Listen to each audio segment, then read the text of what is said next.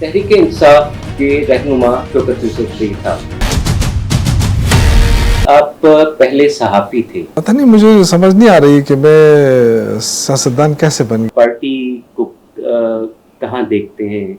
जो मुझे कभी नजर आ रही है ना पार्टी के अंदर, वो है तंजीम साजी के हवाले से। 96 में इमरान खान को हमने इनवाइट किया प्रेस क्लब। ये कहता है कि यार ये बड़ा अच्छा हुआ ये। मैंने कहा सर ये आपकी पार्टी में नहीं आएंगे।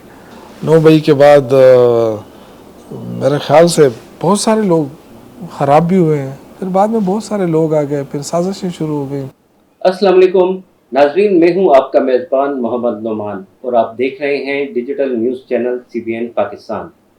आज हमारे मेहमान हैं तहरीक इंसाफ के रहनुमा शौकत यूसुफ ज़ई साहब, जिनसे इनकी जमात और इनकी हुकूमत के मुतालिक जो उमूर हैं उस पर हम गुफ्तगू तो करेंगे, लेकिन इससे पहले हम आपको ये बताना चाहेंगे कि शौकत यूसुफ ज़ई साहब सहाफ़ी भी रह चुके हैं, जिसके बाद इन्होंने अमली सियासत का आगाज़ किया। ये बानी चेयरमैन PTI इमरान खान साहब के पॉलिटिकल एडवाइज़र भी रह चुके हैं।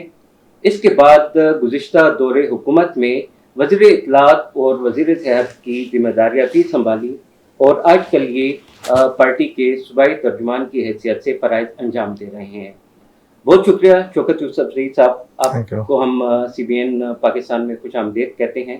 सर, इंटरव्यू का आगाज़ एक दिलचस्प सवाल से करते हैं और वो ये है कि जैसे मैंने अपने इंट्रो में कहा कि आप पहले सहाफ़ी थे, तो सहाफ़ी से सियासतदान कैसे बन गए और वो कौन सी ऐसी बात थी जिसने आपको सियासत में कदम रखने पर मजबूर किया? बिस्मिल्लाहिर्रहमानिर्रहीम, बहुत शुक्रिया। एक तो CBN आपका बहुत शुक्रिया, मैं आपको मुबारकबाद भी देता हूँ। आपने बड़ी मुश्किल हालात में इस चैनल का आगाज़ किया, अल्लाह कामयाबी दे। मैं पता नहीं, मुझे समझ नहीं आ रही कि मैं सियासतदान कैसे बन गया, क्योंकि मुझे ये भी नहीं पता था कि मैं सहाफ़ी बनूंगा, क्योंकि मेरी फील्ड ही अलग थी। जब मैं स्कूल लाइफ में था तो क्रिकेट खेलता था और यूनिवर्सिटी लेवल पर आया तो यूनिवर्सिटी टीम में था। फिर 2 ऑल पाकिस्तान चैम्पियन ट्रॉफियाँ खेली, से रोज़ा मैचेस जो होते थे 3-3 रोज़ का यूनिवर्सिटी लेवल पे। और उसके बाद अचानक जब वहाँ डिग्री ली मैंने एग्रीकल्चर यूनिवर्सिटी की, तो मैंने डिग्री लेने से 2 साल पहले यानी 88 में, डिग्री मुझे 90 में मिली, 88 में मैंने मशरिक ज्वाइन किया। वहाँ एक पोस्ट निकली थी मशरिक, कोई मैं अखबार पढ़ रहा था तो एक स्टाफ रिपोर्टर की ज़रूरत थी, तो मैं सोचा वैसे भी मैं शाम तक तो फारिग होता हूँ, यूनिवर्सिटी में तो इतने वो ज़्यादा वो नहीं होता है, 12 बजे के बाद हम फारिग होते थे, तो मैंने अप्लाई किया, उन्होंने मुझे ले लिया, मैं रिपोर्टर बन गया। तो करते करते बस फिर उसके बाद फिर जर्नलिज्म में एडमिशन ले लिया, फिर सहाफ़ियों का सदर भी बन गया। ज़्यादा नाम जो मुझे मिला वो अफ़गानिस्तान के रिपोर्टिंग पे मिला था, क्योंकि जब 92 में अफ़गान गवर्नमेंट बन रही थी तो जो मुजद्दिदी साहब के साथ जो काफ़िला जा रहा था उसमें फिर मुझे भेजा गया। उस वक्त मशरिक अखबार जो था वो ट्रस्ट का पेपर था, सरकारी, निम सरकारी आप कह सकते हैं। तो लाहौर से हमारा हेड ऑफिस होता था लाहौर में, तो वहाँ से आया कि जी ये जाएगा काबल, तो मुझे काबल भेजा गया उस काफ़िले के साथ। और फिर वहाँ जो कुछ देखा मैंने, फिर उसके बाद आना जाना लगा रहता था।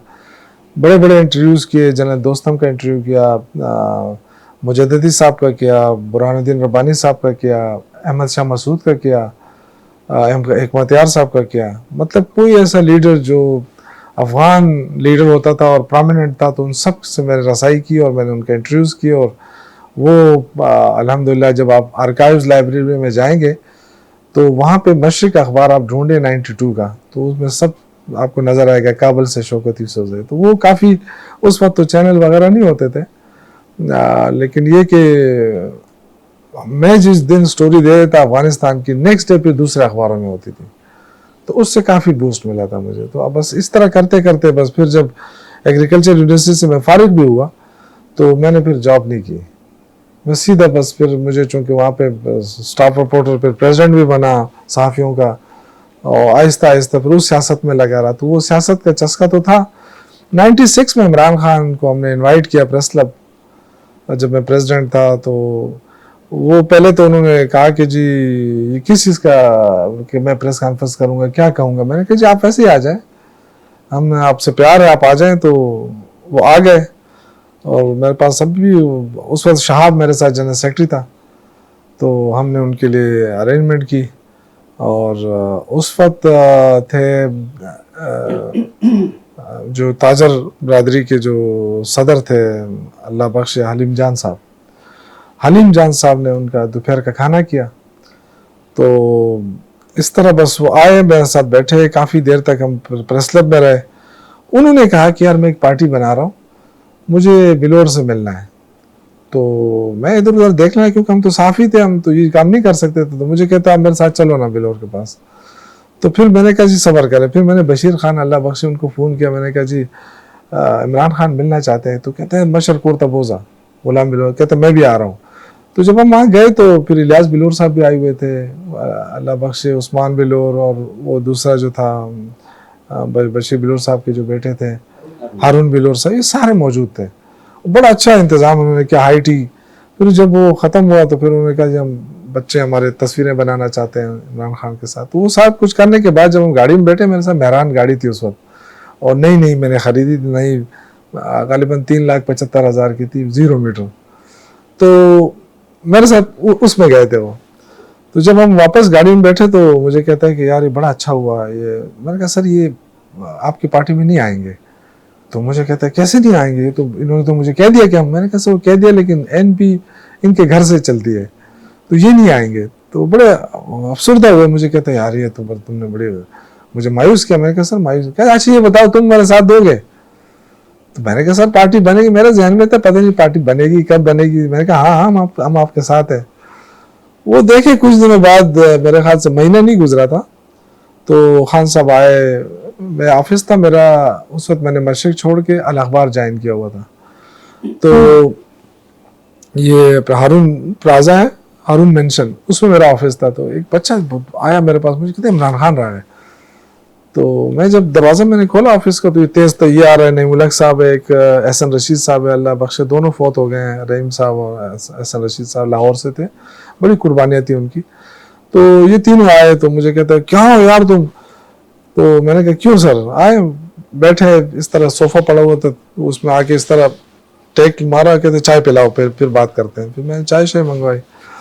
تو مجھے کہتا ہے میں پارٹی بنا رہا ہوں اور آپ نے کہا تھا کہ میں آپ کا ساتھ دوں گا، آپ بتاؤ. میں نے کہا جی میں آپ کے ساتھ ہوں. تو وہ دن آج دن بس پھر لگے رہے. پھر جیسے تیسے تھے. وہ تو مشکل وقت تھا، مشکل وقت ان دا سینس کہ لوگ نہیں آتے تھے اور ہم بڑی کوشش کرتے تھے. آپ کو یاد ہوگا جب، پتہ نہیں آپ کو اس وقت تو یاد نہیں ہوگا، 1997 میں ہم نے جلسہ رکھا اور یہ بتایا گیا خان صاحب کو کہ جب آپ جلسہ کریں گے تو آپ تاما اسٹیڈیم میں کریں. تو کوئی یونیورسٹی کا کوئی اسٹوڈنٹ تھا، مجھے یاد نہیں ہے اس وقت، غالباً چترال سے تھا کہ کہاں سے تھا. انہوں نے خان صاحب سے کہا کہ جی آپ رکھیں، ہم اسٹوڈنٹس کو بلائیں گے، پورا بھر جائے گا تاما اسٹیڈیم. تو اس خوش فہمی میں ہم چلے گئے. تو میں نے تو خیر خان صاحب سے کہا تھا کہ جی بڑا مشکل ہوگا، آپ چھوٹی سی جگہ رکھیں. انہوں نے کہا نہیں اس نے کہا کہ پورا اسٹیڈیم بھر جائے گا. بڑے سادے مزاج کے تھے نا. تو جب ہم وہاں گئے اسٹیڈیم میں تو میں ایک سائڈ پہ بیٹھ گیا. میں نے کہا یار بندے تو ہیں ہی نہیں، 100 بندے بڑی مشکل سے وہاں، انہوں نے کرسیاں ساری خالی پڑی ہوئی تھی. تو میں سائڈ پہ بیٹھ گیا. تو یہ مومن تھا ہمارا، زاہد حسین مومن، جس نے الیکشن بھی لڑا تھا. تو وہ میرے پاس آیا، مجھے کہتا ہے خان دیغواڑی. تو میں خان نے مجھے کہا کہ شوکت یہ بندے نہیں آئے کیوں؟ میں نے کہا سر میں نے آپ سے کہا تھا لیکن آپ نے کہا کہ، کہتے تو بڑا ڈیزاسٹر ہوا. اللہ کی شان دیکھو، ہم باتیں کر رہے تھے، ہوا چل پڑی اور اتنی تیز ہوا چل پڑی کہ بس خان نے سے اپنی اسپیچ کی اور وہاں سے ہم نکلے. تو یہ سلسلہ تھا ہمارے میں. مطلب یہ کہنے کا کہ آپ کے مطابق عمران خان کی انویٹیشن پہ آپ نے بغیر کسی پلاننگ کے، بغیر پلاننگ کے میں سیاست میں، بالکل یہ آپ صحیح کہہ رہے ہیں. اور پھر جب 97 میں تنظیم سازی ہوئی تو مجھے انہوں نے اپنا میڈیا ایڈوائزر بنا دیا. تو میں نے کہا سر میں تو آلریڈی ملازم ہوں اخبار کا. اور کہا نہیں بس تم میرے میڈیا ایڈوائزر ہو. تو میں نے کہا ٹھیک ہے لیکن اناؤنس نہ کرو. کہتے ہیں ٹھیک ہے اس کو اناؤنس نہیں کریں گے. تو ان کی ساری خبریں میں دیتا تھا. پھر شاہد حمید صاحب میرے ساتھ تھے اس وقت، ذوالفقار علی چترالی تھا میرے ساتھ اس وقت رپورٹر، شہزاد میرے ساتھ فوٹوگرافر تھا. تو عمران خان کے سارا وزٹ جب KP میں وہ آتے تو یہ لوگ کور کرتے تھے. میں ان کی ڈیوٹی لگاتا کہ یار خان جہاں بھی جائے آپ نے ان کی کوریج کرنی ہے. تو ایک دفعہ جمائمہ خان آ رہی تھی खान साहब मुल्क से बाहर थे, तो मुझे उनका मैसेज आया कि जमैमा आ रही है और वो यहाँ पे जो कैंप है अफगानियों का पब्बी के साथ, तो आपने उसके साथ जाना है, जलोज़े कैंप आपने जाना है, वो कुछ सामान लाई है, वो तकसीम करना चाहती है। तो फिर मैंने रब्ता किया, खैर जमैमा खान आई है, मैं उनको लेके गया, तो शहजाद मेरे साथ उस वक्त फोटोग्राफर था, सारे फोटोग्राफी उन्होंने ही की शहजाद ने। तो वो इतनी डाउन टू अर्थ थी कि, और धूल ही धूल थी वहाँ पे ना कैंपों के अंदर, तो वो जिस कैंप में एंटर होती, जिस खीमे में, फौरन नीचे बैठ जाती। अब वो लोग कहते थे कि नहीं आप ऊपर, वो कहती नहीं मैं ठीक हूँ, उनसे पूछती रहती थी कि क्या सूरत हाल है। बहरहाल जो इमदाद लेकर आई थी वो तकसीम किया उन्होंने। तो खान साहब के साथ बड़ा अच्छा ताल्लुक़ रहा शुरू में, क्योंकि ज़्यादा लोग नहीं थे। तो बिशाम भी बहुत दफ़ा गए मेरे साथ, 3 दफ़ा तो सिर्फ उस ज़माने में गए, और 2-2 3-3 रातें करते थे वहाँ पे। और पहला दफ़ा जब हम गए तो हमारे जहन में ये था कि ये तो बड़ा सेलिब्रिटी है और पता नहीं इसका हम खुराक का और इसका हम कैसे वो करेंगे। मैं हैरान हुआ कि जब हम शांगलाटाप से नीचे उतरे अलपुरी, तो अलपुरी में मुझे रास्ते में मुझे कहते यार यहाँ रोको खाना खाते हैं। मैंने कहा इधर उधर देखा तो एक होटल थी वहाँ पे, वो बड़ी अजीब सी होटल थी। मैं नीचे उतरा तो उसकी जो मेज़ है ना वो काली हो गई थी मैल से, और ऊपर सारी मक्खियाँ, कोई जगह खाली नहीं थी। तो मैंने वापस आके मैंने उनसे कहा कि सर खाना आगे खा लेते हैं, मुझे यहाँ क्यों नहीं। तो मैंने कहा सर यहाँ ये होटल इतनी वो है, ठीक नहीं है, गंदी है। और छोड़ो यार, आके ना उसको बैठ गया, हाँ जी क्या बनाया है। तो उसने कहा जी फलाना, कहते सारे ले आओ, और ले गए जितने भी सारे लोग, कहता आओ खाओ। अब भी हम देख रहे हैं कि यार ये बंदा इतना हाई फाई और किस टेबल के ऊपर ये खाना खा रहा है। तो वहां से मुझे अंदाजा हुआ कि यार ये बड़ा डाउन टू अर्थ और काफी वो बंदा है कि जो हर हालात में चल सकता है। मतलब इन बातों से आप इंस्पायर हुए? इंस्पायर हुआ, मैं बहुत ज्यादा इंस्पायर हुआ। फिर वहाँ जब गांव में हम थे तो मेरा चाचा था उस वक्त, अल्लाह बख्शे, फौत हो गया। उनके साथ उनकी बड़ी अच्छी दोस्ती बनी। वो फिर उनको लेके जाता था कोहिस्तान, दिन सुबह हो जाती कोहिस्तान चले जाते, दुबेर पठान इधर उधर, वो बड़ा खुश होता था पहाड़ों में खान साहब। और फिर जब ये लास्ट विजिट नहीं, सेकंड लास्ट विजिट था उनका, जब रेहाम खान थी उनके साथ, तो नईम भाई भी थे। तो जैसे ही उतरे हेलीपैड पे, मैंने जलसा रखा हुआ था, ये अभी की बात, मतलब जब जेल जाने से पहले की, तो मुझे कहने लगी कि शौकत ये तो वही जगह है ना जब यहाँ हम बैठते थे, वो दरिया के पास हेलीपैड बना हुआ है।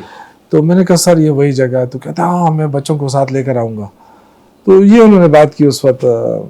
तो बड़ा अच्छा टाइम गुजरा उनके साथ अल्हम्दुलिल्लाह। फिर बाद में बहुत सारे लोग आ गए, फिर साजिशें शुरू हो गई, फिर लेग पुलिंग शुरू हो गई कि इसको इधर करो, इसको उधर करो।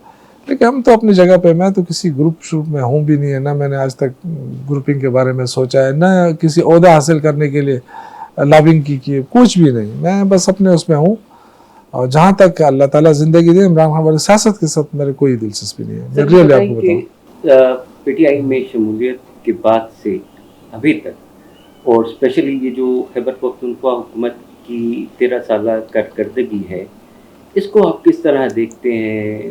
दूसरा पार्टी को कहाँ देखते हैं? पार्टी आगे गई है या उसके जो मतलब लोगों में मकबूलियत थी या उसका जो ग्राफ है उसमें कमी आई? देखिए ये तो सबको वाज़ेह है कि ग्राफ तो बहुत ऊंचा गया है, और वो सिर्फ खान साहब की वजह से। जो मुझे कमी नज़र आ रही है ना पार्टी के अंदर, वो है तंजीम साजी के हवाले से, कि अगर शुरू से हम तंजीम साजी को फोकस करते तो आज ये पार्टी तंजीमी लिहाज से काफ़ी स्ट्रांग होती। लेकिन दूसरा साइड हम देखें तो वो भी मतलब ये कि लोग रोज़ बरोज़ इजाफा ही हो रहा है। तो अब आई डोंट नो कि इमरान खान की क्या सोच थी, क्योंकि इंटर पार्टी इलेक्शन हमने कराए, उसमें मैं जनरल सेक्रेटरी बन गया सूबे का, असद कैसर साहब प्रेसिडेंट बने, 1-1.5 महीने बाद हमें फिर हटा दिया, हालांकि हम तो इलेक्ट हुए थे, हमारी जगह दूसरे लोग आ गए। तो ये इस तरह का सिलसिला होता है। आई डोंट नो, मेरे ख्याल से चूंकि मैं वजीर बन गया, और तो उन्होंने कहा जी आप वजीर बन गए तो आप पार्टी होता छोड़ दें, हालांकि दूसरी पार्टियों में ऐसा नहीं है। लेकिन ये खान साहब की सोच है, और वो शायद कामयाब रहे हैं इस मामले में। बात तो उनकी तरफ से आई थी کہ جس کے پاس اگر کوئی حکومتی عہدہ ہے ہاں تو وہ پارٹی عہدہ چھوڑ. جی جی یہ میں ہی تو کہہ رہا ہوں نا, یہی تو کہہ رہا ہوں کہ انہوں نے یہ فیصلہ کر لیا تھا نا, تو اس میں اسد کیسر اسپیکر تھا, ان کو وہاں سے ہٹا دیا. اسد کیسر صاحب کو مجھے کہا کہ آپ وزیر بن گئے تو آپ عہدہ چھوڑ دیں. لیکن آئی تھنک کہ وزیر کے ساتھ اگر عہدہ ہے پارٹی کا تو وہ زیادہ مؤثر طور پہ پارٹی کی خدمت کر سکتا یہ ہے. آپ نے عمران خان صاحب سے ڈسکس نہیں کیا تھا؟ نہیں یا ان کو آپ نے کنونس کرنے کی کوشش نہیں کی؟ نہیں ہم نے کنونس کرنے کی کوشش کی تھی, لیکن ان کا جو جب ایک وہ بنتا تھا نا زیادہ تر جو نہیں ان کی اپنی ایک سوچ بھی تھی, اور پھر انہوں نے پارٹی میں ڈیسیجن لے لیے تھے پہلے سے ہی کہ جی فلاں فلاں اس طرح جو ہوگا وہ اس طرح ہوگا, اس طرح وہ پہلے سے ڈیسائیڈ تھا. لیکن ہماری ذاتی خیال یہ تھی کہ دیکھیں نا, اگر آپ ایک ایسے پریزیڈنٹ کو رکھیں جس کے پاس کوئی کام کرنے کا کوئی, پاکستان میں تو یہ ہے نا, آپ جتنا بھی کہیں کہ جی یورپ کے اندر جو ہے کسی ایم پی اے کے پاس فنڈ نہیں ہوتا, کوئی ایم پی اے سڑک نہیں بنا سکتا, تو وہ ایک اچھی بات ہے. لیکن ان کا نیچے جو ادارہ ہے وہ مضبوط ہوتا ہے, کونسل جس کو کہتے ہیں نا. تو یہاں تو آپ کو پتہ ہے کہ یونین کونسل اور بلدیاتی اداروں کے پاس تو پیسہ ہی نہیں ہوتا, تو لوگ دیکھتے ہیں اوپر منسٹرز کو, اس کو کہ بھئی یہ سڑک بھی بنائیں گے ہمارے لیے یہ, تو پھر پارٹی ان کی طرف زیادہ ہوتی ہے. لیکن میرے خیال سے عمران خان کا جو یہ ڈیسیجن تھا شاید وہ کامیاب رہا ہوگا, کیونکہ پاپولیرٹی تو بڑی ہے الحمدللہ. عمران خان کتنی مشکلات آئی ہیں 9 مئی کے بعد, آپ دیکھیں 9 مئی کے بعد میرے خیال سے بہت سارے لوگ خراب بھی ہوئے ہیں, بہت سارے لوگ کی سیاست ختم ہو گئی ہے. آپ دیکھیں کتنے بڑے بڑے نام تھے ہمارے ساتھ پی ٹی آئی میں, وہ چھوڑ کر چلے گئے, اب آج ان کو کوئی یاد بھی نہیں کر رہا ہے. وہ کسی خاص انٹرسٹ کی وجہ سے پارٹی میں شامل ہوئے تھے, اور جب ان کو لگا کہ ان کا انٹرسٹ پورا نہیں ہو رہا تو انہوں نے راست سے جدا کر. دیکھیں میرا خیال ہے کہ جیسے اسد عمر ہے, آئی ڈونٹ تھنک کہ وہ کوئی کسی انٹرسٹ کے تحت آیا ہوا, ٹھیک ہے, لیکن وہ شاید اگر ہم بات کریں نہیں ہو سکتا ہے. دیکھیں یہ تو سیاست میں تو آپ کو پتہ ہے نا کہ جہاں پہ گڈی اڑتی ہے لوگ وہاں جا کے شمولیت کرتے ہیں, ٹکٹ حاصل کرتے ہیں. یہ پیپلز پارٹی نون لیگ میں ہم نے دیکھا ہے نا, پی ٹی آئی میں بھی ایسے بہت سارے لوگ تھے, لیکن جو جنرل لوگ بھی تھے جو چلے گئے, اس کی وجہ یہ کہ شاید وہ سختیاں برداشت نہیں کر پا رہے تھے, سیاسی لوگ نہیں تھے, مطلب ان کا دل تھا کہ عمران خان کے ساتھ کام کریں, لیکن وہ نہیں افورڈ کر سکتے تھے جو سختیاں تھیں. بہت سارے لوگوں نے سختیاں برداشت بھی کر لی, اور حالانکہ ان کو وہ حیثیت بھی نہیں ملی ہے. بہت سارے ایسے لوگوں کو میں دیکھ رہا ہوں, اپنے ورکرز کو میں دیکھ رہا ہوں, بہت سارے ورکروں نے قربانیاں دی, لیکن ان کو ان قربانیوں کا اس طرح صلہ نہیں مل رہا ہے جس طرح دوسری پارٹیوں میں. اب آپ دیکھیں نون لیگ میں فلاں وہ چاہے ہار جائیں کچھ بھی ہیں وہ ان کو ایڈجسٹ کر دیا جاتا ہے, لیکن پی ٹی آئی میں یہ چیز نہیں ہے. وہ آپ دیکھ رہے ہیں, بہت سارے ہمارے ورکرز میں جاتا رہتا ہوں, ملتا رہتا ہوں, میرے پاس آتے رہتے ہیں کہ جی ہمیں جیل میں رکھا گیا, اتنا مارا پیٹا گیا, لیکن ہم ان کے لیے کچھ بھی نہیں کر سکتے. وجہ لیکن یہ بھی ہے کہ کئی بار فیصلے ہوئے کہ جی ہم نوجوانوں کو موقع دیں گے, مطلب حکومتی عہدوں میں موقع دیں گے ان کو ہم.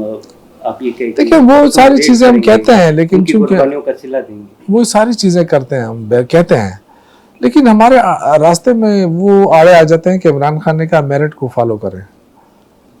اب تو دیکھیں نا جو کلاس 4 ہوتا تھا, چوکیدار ہوتا تھا, وہ ہم ایم پی ایز اپنی مرضی سے بھرتی کر لیتے تھے, اب وہ بھی انہوں نے اس پہ ڈال دیا ہے. تو آئی تھنک کہ جو نوجوانوں کو نوکریاں دینا یہ تو میرٹ سے نیچے تو آنے سے, لیکن یہ کہ کلاس 4 کے ساتھ میرٹ نہیں ہونا چاہیے تھا. اس میں کیا میرٹ ہے؟ میرٹ بس ایک بندہ ہاتھ پیر سے صحیح ہے, سلامت ہے, کام کر سکتا ہے تو اس کو موقع ملنا چاہیے, اور زیادہ غریب ہے اس کو زیادہ موقع, وہی میرٹ ہونا چاہیے, زیادہ ڈیزرونگ بندہ جو ہے. لیکن یہ کہ بس یہاں پہ وہ چیز نہیں ہے جو ہم کہیں نا کہ ایک بندے نے قربانی دی, اس کی بنیاد پہ اس کو اٹھا کے بڑے پوسٹ پہ اٹھا, وہ دوسری پارٹیوں میں ہے, ہمارے یہاں نہیں ہے. تو یہ آپ نے اپنی پارٹی کے یوتھ کو سمجھانے کی کوشش کی کہ جی آپ قربانی تو دے رہے ہیں لیکن اپنے آپ کو باقی شعبوں میں بھی نہیں, ہمارے دیکھیں ہو یا اسکل وائز ہو آپ اسٹرانگ کریں کہ ہم آپ کو مطلب کمپنسیٹ کر سکیں ان سینس. نہیں, ہمارے نوجوانوں کو تو پتہ ہے, وہ تو اس میرٹ کے لیے تو لڑ رہے ہیں نا. عمران خان کے ساتھ جتنے لوگ بھی ہیں نا, تو وہ اسی کے لیے تو لڑ رہے ہیں کہ کسی اور کا حق نہ کھایا جائے. آپ نے دیکھا ہے کہ اس کی وجہ سے ہماری کوئی اس میں ووٹ بینک میں کمی آئی ہے؟ نہیں آئی ہے نا. مطلب لوگ مطمئن ہیں نا کہ بھئی ہمارا حق کوئی نہیں کھا سکتا ہے, محنت کریں گے تو ہمیں محنت کا صلہ ملے گا. دیکھیں نا, ایک ہوتی ہے ذات کی قربانی. ہمارے جو لوگ ہیں ینگسٹر جو ہے نا, وہ ذات کی قربانی ملک کے لیے دے رہے ہیں, کوئی ذات کے لیے نہیں دے رہے ہیں. آپ دیکھیں نا, ایک سسٹم کے لیے قربانی دی جا رہی ہے. اب عمران خان کو کیا پتا ہے, شانگلہ میں میرا ایک نوجوان ہے, وہ کیا پتا ہے اس کو کہ وہ بندہ ایک ہے, میں نام بھی لے لوں, گل امروز بندہ ہے ہمارا, اس کو اتنا مارا پولیس نے کہ جب وہ آیا اس نے اپنا جسم دکھایا تو آپ کہیں کہ یار یہ کیا, کیوں مارا ہے اس کو؟ صرف اس بنیاد کے اوپر کہ اس سے کہتا ہے کہ اچھا تم تو پی ٹی آئی کے ہو.